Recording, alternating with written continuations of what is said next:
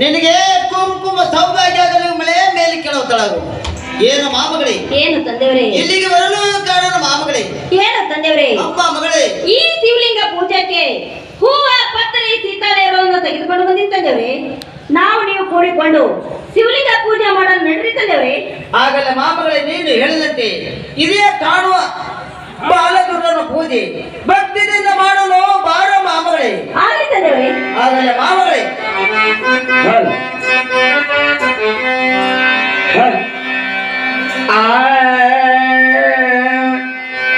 ಕಾಪಾಡೋ ಶ್ರೀ ಸತ್ಯನಾರಾಯಣ, ಕಾಪಾಡೋ ಶ್ರೀ ಸತ್ಯನಾರಾಯಣ, ಪನ್ನದ ಶಯನ